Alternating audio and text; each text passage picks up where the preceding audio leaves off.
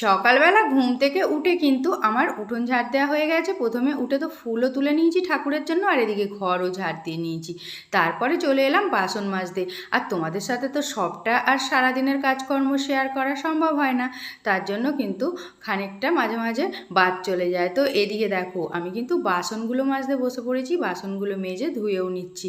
তারপরে কিন্তু চলে যাব সকালবেলা আগে চা করতে। বরমশাই যেহেতু বাড়িতে আছে এমনিতেও, আর সকালবেলায় চাটা না খেলে কিন্তু একদমই ভালো লাগে না। এটা কিন্তু আমাদের অভ্যাস, সকাল বিকাল দুবেলাই কিন্তু আমাদের চাটা খাওয়া হয়।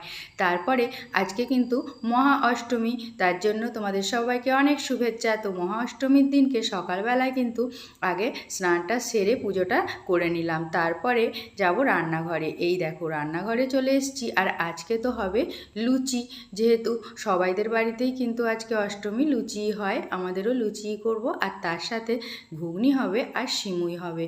তো এখানে আমি ময়দাটা নিয়ে মাখতে বসে পড়েছি। তারপরে চলে যাব কিন্তু এই দেখো একদম খাওয়া দাওয়ার পর্বে। সব কিছুই রান্নাবান্না হয়ে গেছে। তো তোমাদের দেখিয়ে দিই, আগে বরমশাইকে খেতে বসিয়ে দিয়েছি, তারপরে আমি কিন্তু বসে পড়লাম খেতে।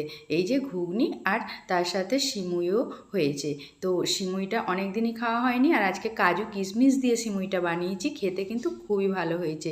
তো এগুলোই আজকের মেনু ছিল। তোমাদের সকলের বাড়িতেই হয়েছে, অবশ্যই কমেন্টে জানিও কারা কারা ঠাকুর দেখতে বেরিয়েছো আজকে। আমার আর যাওয়া হলো না।